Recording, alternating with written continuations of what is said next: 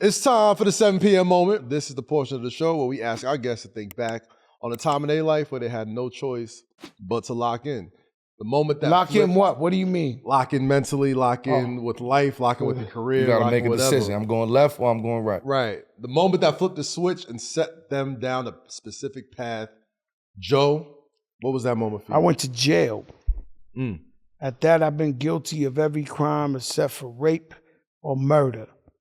Everything else, I done robbed, sold drugs, scam, everything you could possibly do I'm damn near crime expert.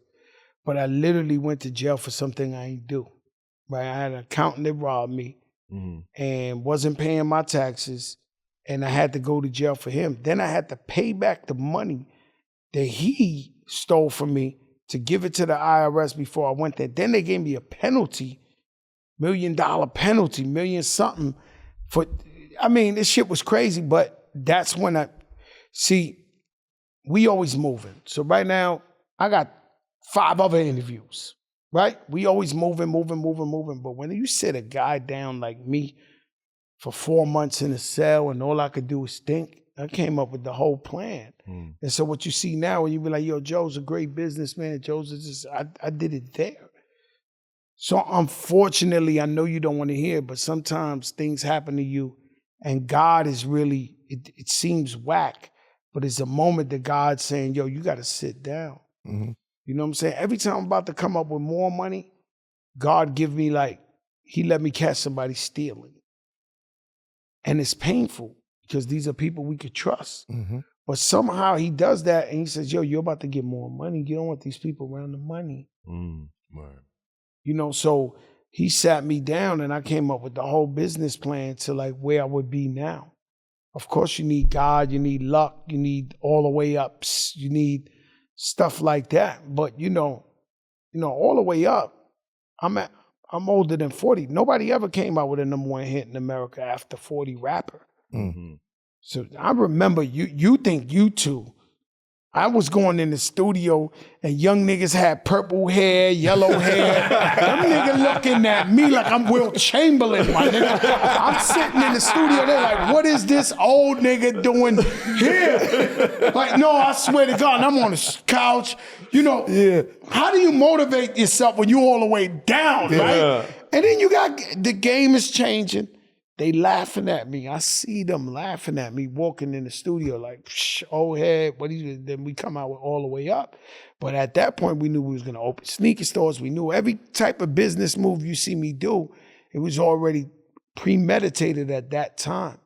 And so that was the moment that changed my life. You know what I'm saying? Where I was and then it wasn't, we all have this problem, right? You guys are older, but you look young. Y'all fly niggas. It is what it is. I've been hot since I was 19. And so I've been used to going to any city and sitting on a couch at the biggest party, popping the most champagne, iced out and fly, to where you don't realize you're getting old. There's certain rappers I wouldn't tell you publicly, but I could tell you and you'll be like, yo, that are almost 50, but still acting like they 20-something because they don't know no better. It never came a time where somebody grabbed them and said, yo, bro, you 47, right? Talk about basketball. I'm in jail, and they make up a league 40 and over.